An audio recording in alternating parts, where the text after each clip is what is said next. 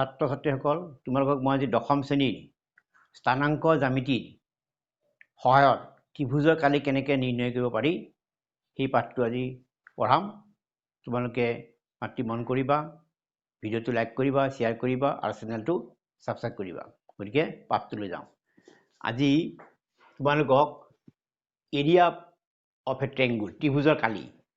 ত্ৰিভুজৰ কালি তোমালোকে আগতে কৰিছিলা যে ত্ৰিভুজৰ কালি লিখিছিলা। ত্ৰিভুজৰ কালি ধৰ এটা ত্ৰিভুজ দিলোঁ, মই এটা সমকোণী ত্ৰিভুজ দিলোঁ। এইটো সমকোণী ত্ৰিভুজ, সাপোজ এইটো সমকোণী ত্ৰিভুজ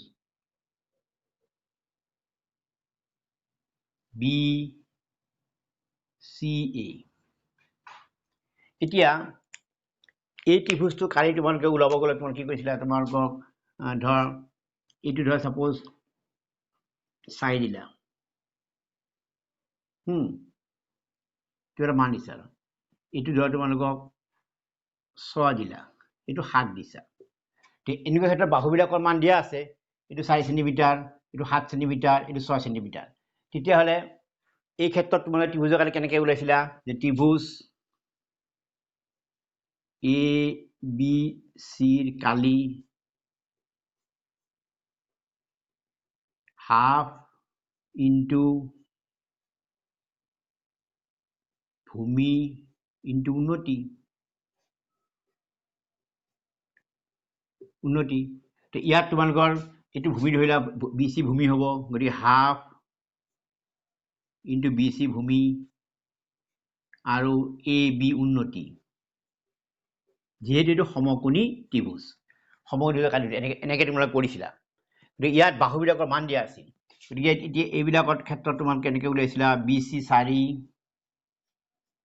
AB 6, আমাৰ চেণ্টিমিটাৰ চেণ্টিমিটাৰত আছিলে এইবিলাক, চেণ্টিমিটাৰ। গতিকে চেণ্টিমিটাৰ স্কুৱেৰ। গতিকে ইয়াত 2 দুগুণ 4, 6 দুগুণ 12 চেণ্টিমিটাৰ স্কুৱেৰ বা বৰ্গ চেণ্টিমিটাৰ। ঠিক তেনেকৈ কৰিছিলা। এই ক্ষেত্ৰত তোমালোকে বাহুবিলাকৰ মান পাইছিলা আৰু তাৰ সহায়ত তোমালোকে ত্ৰিভুজৰ কালি ওলাইছিলা।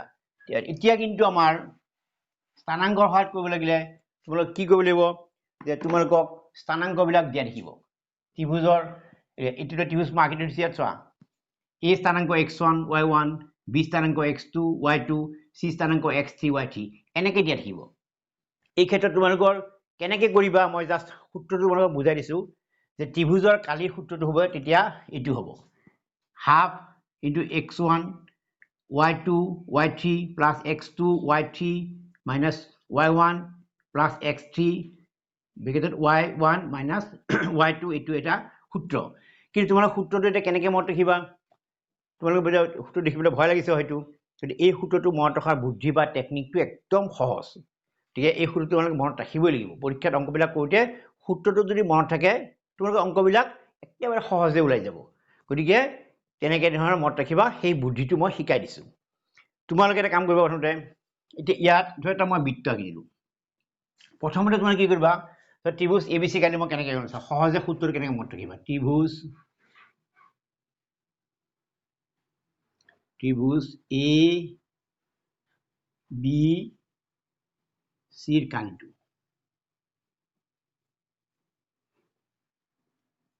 পৰীক্ষা হলত কেনেকৈ মনত ৰাখিবা সেই বিষয়েহে মই কৈছোঁ।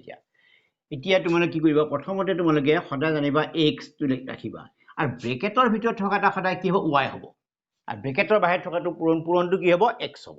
গতিকে x এ তুমি পূৰণ কৰিবা এনেকৈ y মাইনাছ y লিখিবা। হ'ব দেই। আকৌ এটা x লিখিলা, y মাইনাছ তুমি y লিখিবা। আকৌ x লিখা, y মাইনাছ y। এতিয়া টেকনিক চাবা, x x x আছে, এইকেইটা হ'ব 1 2 3। চাবা এইটো হ'ব 1। আচ্ছা, এতিয়া তোমালোকে ধৰি এনেকৈ নিলিখি পেলাই তুমি এইটো কৰা। এতিয়া বৃত্তটো আঁকি লোৱা। এইটো 1 ধৰিলা, এইটো 2, সাপোজ 3 ফৰ ষ্টাৰ্টিং তুমি 1 ৰ পৰা আৰম্ভ কৰিবা সদায় ঘড়ী কেইটা বিপৰীত যাব এন্টি ক্লকৱাইজ এটো ক্লকৱাইজ এন্টি ক্লকৱাইজ কৰিলো মই হা 1 2 3 এটা 1 ৰ পৰা আৰম্ভ হোৱাৰ কাৰণে আমাৰ কি হ'ব 1 ফাৰ্ষ্টত xত 1 আহিব তাৰপিছত এটো কি হ'ব 2 আহিব ইয়াত কি হ'ব তলত 3 হ'ব গতিকে এটো উলাই গ'ল চা 1 2 3 তাৰ পিছত চাবা x 1 ৰ পৰা আৰম্ভ কৰিছে তোমালোকে ফাৰ্ষ্ট তে 2 ৰ পৰা আৰম্ভ কৰা 2 ৰ পৰা আৰম্ভ কৰিলে তুমি তোমালোকে 2 ৰ পৰা আৰম্ভ কৰিলে ইয়াৰ পৰা ষ্টাৰ্টিং কৰিব এতিয়া এইটো ইয়াৰ পৰা ষ্টাৰ্টিং হ'ব তে 2 3 কি হ'ব 1 চোৱা গতিকে ইয়াত কিটা লিখিব পাৰিবা 2 3 1 গতিকে ইয়াত লিখা 2 3 1 এটো হল কিছে 2 3 1 আৰু এটা আছে ধৰ এটো তোমালোকে কি লিখিবা x এটা ষ্টাৰ্টিং কৰবা কৰিবা 3 ৰ পৰা কৰিব লাগিল ইয়াৰ পৰা আৰম্ভ হৈ দিয়া ইয়াৰ পৰা 3 1 2 গৰিয়া তেও 3 পিছত কি হ'ব 1 তাৰ পিছত 2 তোমালোকৰ সূত্ৰটো হৈ গল চা ধুনিয়া সূত্ৰটো তোমালোকৰ সহজে ওলাই গল গতি এনেকে ধৰণৰ তোমালোকে মনত ৰাখা বুদ্ধি আৰু কিছুমানে হয়তো আৰু এটা বুদ্ধি আছে এনেকেও মনত ৰাখিব পাৰিবা তোমালোকে চোৱা এই এটা বুদ্ধি আছে এনেকেও মনত ৰাখিব পাৰিবা কেনেকে মনত ৰাখিবা এটা তোমালোকে ইয়াতে যেহেতু স্থানাংক দিয়া আছে x 1 y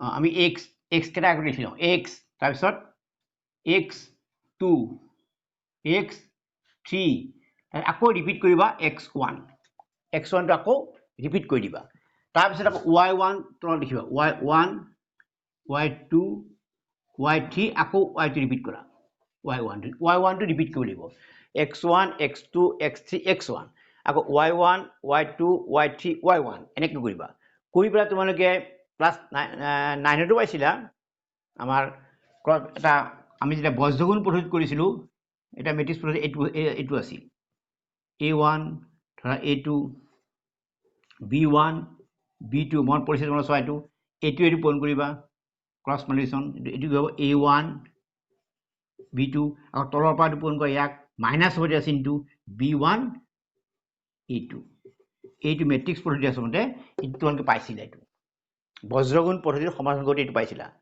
ঠিক হেতু এতে আমি প্ৰয়োগ কৰি দিম তোমালোকে চা ওলাব প্ৰয়োগ কৰিলে তোমালোক ওলাই আছে এটো সূত্ৰ হৈ যাব এতিয়া ত্ৰিভুজৰ কালি ত্ৰিভুজ a b c Kali so half প্ৰথমতে এটো ক্ৰস পূৰণ কৰা এটো পূৰণ কৰা চোৱা x1 y2 তাত এটো পূৰণ কৰিলে আমাৰ মাইনাস আহিব মাইনাস y1 x2 প্লাস এটো প্লাস আহিব x2 y3 মাইনাস এটো y2 x3 আকৌ পূৰণ কৰা এটো x3 y1 এটো পূৰণ কৰা y3 minus y3 আমাৰ x1 এইটো সূত্ৰ তোমালোকৰ হয় তোমালোকে এখিনি পূৰণ কৰি চাবা এইটো ওলাই যাব এখিনি পূৰণ কৰি চাবা একদম ধুনিয়াকৈ এইটো ওলাই যাব অসুবিধা একো নাই যদি তোমালোকৰ চোৱা পূৰণ কৰা তোমালোকে পাই নিশ্চয় পাৰিবা এইটো পূৰণ কৰি চাবা তোমালোকৰ অসুবিধা নাই তোমালোকে এইটো পূৰণ কৰি চাবা এইখিনি লাইন পূৰণ কৰি চাবা এইখিনি ওলাই যাব ধুনিয়াকৈ ওলাই যাব ইয়া x1 y2 হা x1 minus x1 y3 minus x1 y3 আছে x1 এইটো x1 y3 আছে হয়তো হেৰি কেটা পদ কেটা বেলেগ বেলেগ পাবা এইটো এক পাই গল আগতে এইটো এখিনি পূৰণ কৰি দে আকৌ এইটো পূৰণ কৰিবা x2 y3 এইটো প্লাস পাই গলা x2 y3 আকৌ এইটো মাইনাস হ'ব x2 এইটো x2 y1 এই ওলাই গল x2 y1 তেনেকে তোমালোকে ইটো পূৰণ কৰিবা এখিনি পাই যাবা এনেকে ধৰণৰ তোমালোকে কোনবা মনত ৰাখিলে এই সিস্টেমটো মনত ৰাখি ইয়াত সূত্ৰটো প্ৰয়োগ কৰি দিয়া অংকটো ওলাই যাব এইটোতো ভুল নহয় এতিয়া তোমালোকক মই এইটো সূত্ৰতে অংকবিলাক কৰাই দিম এতিয়া এটা অংক কৰাই দিছোঁ তোমালোকে চাবা এতিয়া বা এইটো তোমালোকে কৰিলেও অংকটো শুদ্ধ হ'ব তোমালোকে ঘৰত কৰি চাবা এইটো সূত্ৰত কৰিলেও তোমালোক সূত্ৰটো কৰিলেও শুদ্ধ হ'ব গতিকে মই এইটো সূত্ৰত নকৰি পেলাই এইটো সূত্ৰটো কৰি দিছোঁ তোমালোকে যিহেতু তোমালোকৰ যিটো তোমালোকৰ ভাল লাগে সেইটো কৰিবা এতিয়া এটা অংক মই দি দিছোঁ চাবা এটা ত্ৰিভুজৰ শীৰ্ষবিন্দুটো দিয়া আছে ত্ৰিভুজটো কালি উলিয়াব লাগে তেতিয়া তোমালোকৰ ইয়াত সলিউশনটো কৰাৰ আগতে ধৰা হ'ল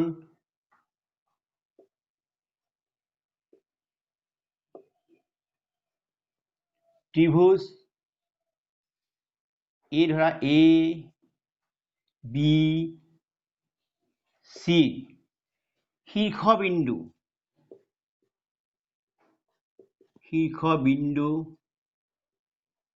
কেইটা ক্ৰমে এই ধৰা এটা এ বিন্দু তাৰ স্থানাংক লোৱা 1 -1 বি লোৱা বি মানে তোমালোক দিয়া আছে -4 ধৰা আৰু 6 আৰু এটা লোৱা চি বিন্দু তিনিটা বিন্দু -3 -5 ধৰা হ'ল ত্ৰিভুজৰ শীৰ্ষবিন্দুকেইটা ইমান এতিয়া আমি ত্ৰিভুজ এবিচিৰ কালি সূত্ৰ মতে আমি x1 y1 x2 আমি ইয়াৰ পৰা লিখি দিলে সুবিধা হ'ব এইটো x1 তোমালোকৰ সুবিধা হ'ব এইটো 1 y1 -1 চোৱা এতিয়া ইয়াতে x2 -4 তাৰপিছত y2 6 আৰু ইয়াতে x3 -3 y3 -5 এইখিনি তোমালোকৰ লিখিলে তোমালোকৰ নিজৰ সুবিধা হ'ব অংকটো কৰাত গতিকে x1 y1 x2 y2 x3 y3 মান স্থানাংককেইটা তোমালোকে লিখি ল'বা লিখি লোৱাৰ পিছত ইয়াত তোমালোকে এতিয়া সূত্ৰটো এই সূত্ৰটো প্ৰয়োগ কৰি লৈছা আমাৰ সূত্ৰটো এটা সূত্ৰটো লিখাই আছে তোমালোকে সূত্ৰটো এনেকৈ লিখি ল'বা ত্ৰিভুজ যদি অসুবিধা নহয় ত্ৰিভুজ এ বি চিৰ কালি সূত্ৰটো তোমালোকে লিখি যোৱা half x1 2 3 x2 আহিব y3 -y1 আৰু এটা আছে x3 y1 -y2 সূত্ৰটো তোমালোকে এনেকৈ লিখি ল'বা তাৰপিছত তোমালোকে মানবিলাক বহাই যোৱা ইয়াত ধুনীয়াকৈ ওলাই যাব অসুবিধা নহয় চোৱা মানবিলাক জাষ্ট বহাই যোৱা হাফ x1 মানে 1 এইটো 1 বহালা তাৰপিছত y2 6 গতিকে ব্ৰেকেট দিয়া y2 মানে 6 এইখিনি অলপ সাৱধান হ'বা আৰু এইটো হ'লে মাইনাছ হ'লে তোমালোকে মাইনাছ আকৌ ভিতৰত মাইনাছ দি পেলাই কি দিব লাগিব -5 দিব লাগিব গতিকে সেকেন্ড ব্ৰেকেট ব্যৱহাৰ কৰিলে সুবিধা হ'ব এইটো হ'ল গতিকে নিশ্চয় পাৰিবা x1 মানে কি দিয়া আছে আমাক 1 দিয়া আছে y2 মানে কিমান 6 দিয়া 6 বহাবা আৰু সূত্ৰটো মাইনাছ আছেই আৰু y3 মানে -5 তাৰপিছত নেক্সট চোৱা x2 কিমান দিয়া আছে -4 এট -4 দিবা ব্ৰেকেট ব্যৱহাৰ কৰিবা যেটা প্লাস আছে ব্ৰেকেট ব্যৱহাৰ কৰিবা আকৌ y3 তোমালোকে চোৱা y3 কিমান দিয়া আছে -5 ল'বা -5 তাৰপিছত মাইনাছ y1 কিমান আছে -1 গতিকে ইয়াতে -1 সেকেন্ড ব্ৰেকেট ব্যৱহাৰ কৰিবা হল তাৰপিছত প্লাস x3 কিমান আছে -3 তাৰপিছত y1 কিমান আছে আমাৰ -1 দিলা তাৰপিছত কি আছে y2 কিমান আছে 6 -6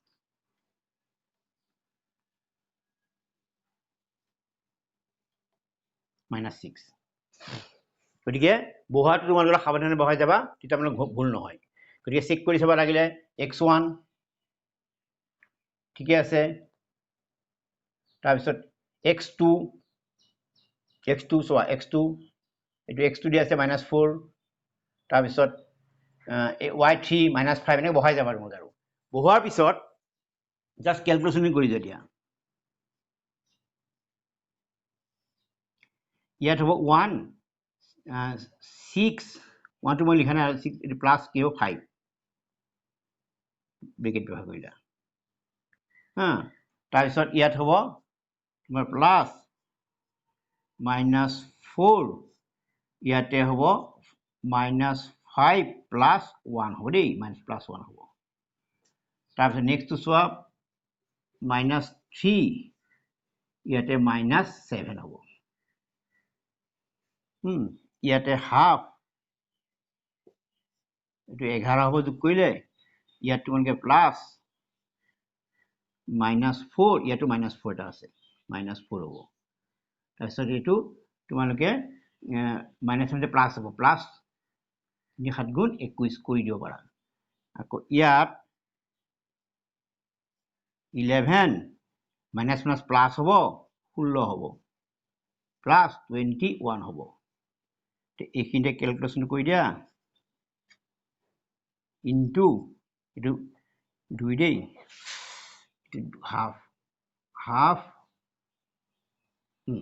এতিয়া এইখিনি যোগ কৰা যোগ কৰিলে কিমান হ'ব 6 7 8 হ'ল এইফালে 2 3 4 48 এইটো কাটাকাটি কৰি দিয়া 24 হ'ব 24 বৰ্গ একক তোমালোকে এনে অনুশীলনী অংকবিলাক মই কৰি দিম এতিয়া মানে অলপ বুজাৰ কাৰণে এনেকুৱা এটা অংক কৰি দিছোঁ এতিয়া এইটো এক্সাম্পলতে আছে তোমালোকৰ এক্সাম্পল অংক গতিকে নিশ্চয় দেখিলা খুব টান নহয় খালি সূত্ৰটো তোমালোকে মনত ৰখা বুদ্ধিটো শিকিবা তোমালোকক সূত্ৰ কৰাটো মই বুদ্ধিটো শিকাই দিছোঁ কেনেকৈ মনত ৰাখিব সূত্ৰটো গতিকে আজিলৈ মই পাঠটি ইয়াতে সমাপ্ত কৰিলোঁ